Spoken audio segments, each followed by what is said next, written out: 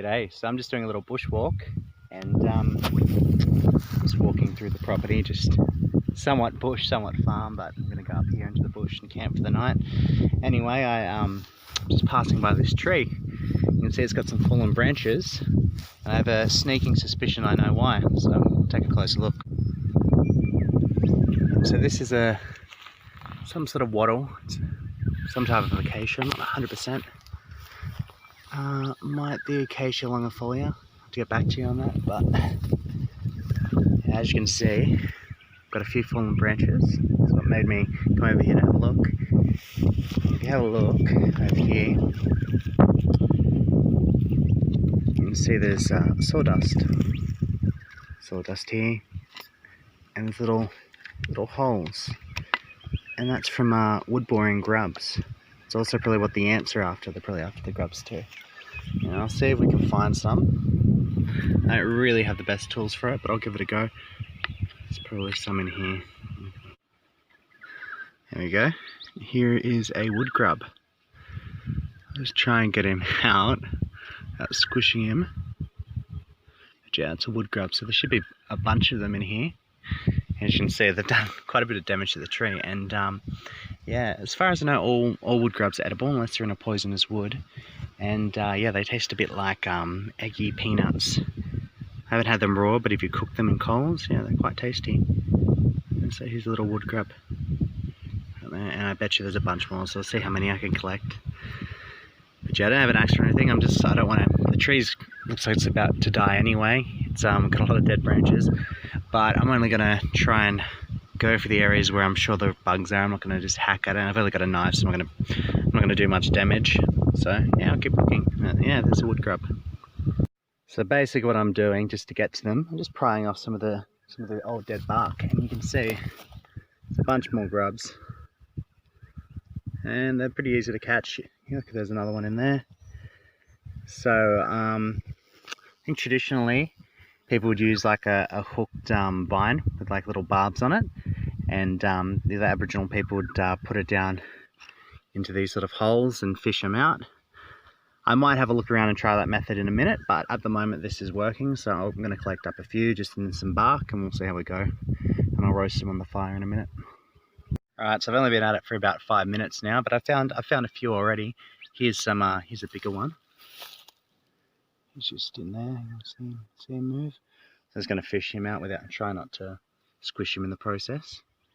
And just up here, these are, I believe, some sort of caterpillar. Sorry, not a caterpillar, some sort of centipede. And as I know, most centipedes, millipedes, and caterpillars tend to be poisonous, so avoid them. But as you can see, look, they've got many legs. They're all clumped together. Opposed to this guy, he's like a big grub, maggot-looking creature. There he is. So we'll try and fish him out. Look, he's not too happy. Neither would I be. But anyway, we'll get him out in a second, and we'll keep getting him. See how many we can gather up. I want to try and get at least 5, 10. We'll see how it goes. But yeah, you can see all these little holes, and that's why the tree's starting to fall over. So it's a good indication that the tree has fallen branches, because it's likely that there's wood borers or wood grubs eating the tree, and that's why it's a little bit diseased. But it means there's some food available. He's just poking his head a little bit. I'll see if I can pinch him out. Oh, well, got a little bit squished on the way out, but here he is. He's going to get eaten anyway, so it's not going to go to waste. Alrighty, about 10 minutes in, and we've got a few. No, nothing too big yet, but 10 minutes, you know, it's a little snack. Yeah, wriggling around. I accidentally squished one of them, but they're all going to get eaten anyway. I'm just going to put them off the ground because the ants were trying to get into them. This is just a bit of bark. It's working as a nice little plate to keep them on, little platter. Let's put them here, and I'll keep looking. I want to find a really big one. So a lot of people see these sort of grubs and they think witchetty grubs, but they're not actually witchetty grubs. You don't have them in this part of Australia, which is sort of inland from the mid-north coast. But yeah, these are wood grubs, very similar thing. They taste similar to how witchetty grubs have been described to me. I haven't actually had witchetty grubs, but they taste much better cooked. I've had these sort of wood grubs maybe twice before. Once I had them raw, and I wouldn't rate that very highly. The second time I had them cooked, and that's quite a bit nicer. You just pinch the head off. Anyway, we'll continue. So you'll often find these wood grubs in species of acacia like this, Banksia and eucalyptus. So obviously the branches have fallen down, and you can see the wood borer holes, but sometimes you can't see that. And one thing to look for is at the base of the tree, you'll find this kind of wood frass, which is basically the borer's feces, the grub's feces. So they'll poop that out so it has space, so it'll eat up the wood, poop that out so it's got more space, and it keeps going deeper into the tree. And another thing to look out for is cockatoos, because cockatoos, mainly the big black ones, will actually sort of bite into the wood looking for these grubs, and they'll eat them. You can see it on some of the trees, there's little chunks hacked out, and that's probably from a cockatoo. I've seen some magpies pecking at it too to get the grubs, and they've got the long beaks so they can get it in there.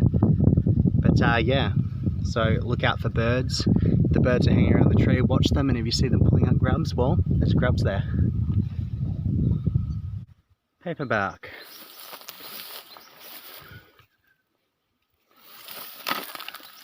You can grab some of this, it's nice and dry, this will be great for fire lighting. And take this, some kindling. Just going to do a little fire just to cook up those grubs. It'll only take a minute, so don't need to make it too big or too hot. So we'll just grab some of this stuff, and this should do it. So just got some paperbark here. Buff it up nicely. Want it sort of the consistency of cotton wool. See, that's nice and buffed up. Put it on top of the fire platform like this. We got kindling ready. We got some twigs over here ready. Now it's buffed up. Got a ferro rod. Got a knife, 90-degree spine on it. You want to point the ferro rod where you want the sparks to fly. You want to anchor your hand on your knee, one of the knife, keep the knife stationary, and pull the ferro rod back. If you use the knife hand, you're going to hit away what you're trying to light. This. And there you go, you have fire very quick and easy. You're done, you put your knife away. This will burn for a second, so I've got some time. Now, add some of this on, kind of crisscross it. Fire wants to go up, fire likes chaos, so put it on the top.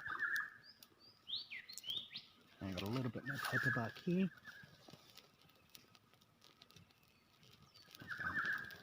So a good thing about a ferro rod is it'll start thousands of fires, but only if you use it properly. So you're going to prepare your tinder, prepare everything, aim it properly, anchor your knife, whatever you're using, make the sparks fly where you want them to go. And that took 2 strikes to get it started. The first one actually, I was scraping the paint off, so really it took 1 strike once the paint was off the ferro rod. We've got fire. Nice and easy, it'll work when they're wet. And the beauty of using a knife opposed to using like a those strikers you get in the shop, they come with the ferro rod, like a little, kind of like a hacksaw blade. Well, you need to pinch it with your thumb and your forefinger, and you need to hold the little ferro rod and strike it like this. So using fine motor skills with your fingers. And when you're cold, that's not very good because, well, your fingers will go numb, and you won't be able to use it, and then you need a fire in your stuff because you can't start a fire.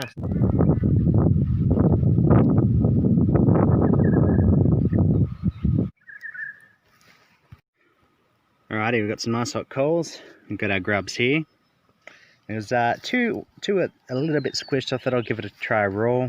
Not keen on the texture when they're raw, so I'll just do them just in the coals. Just take a minute.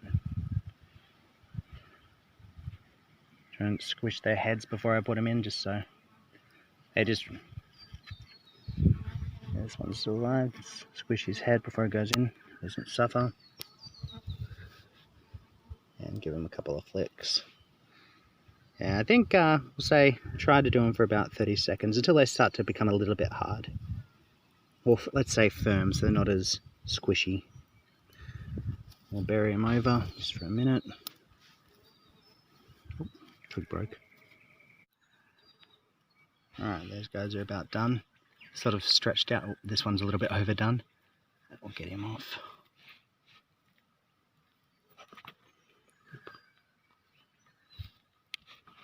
There. I'll get this guy here. He's a little bit too well done, that guy. Oh, there you go.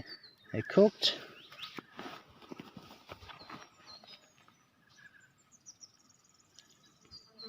So, just trying to find the head. Just pinch the head off, like that. You need the rest. Pretty good.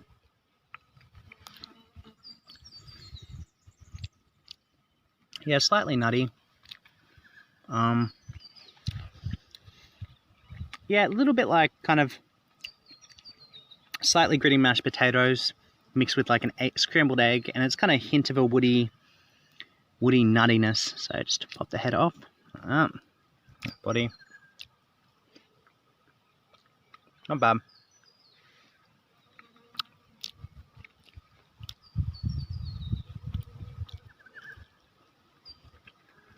Can try witchetty grubs, actual real ones.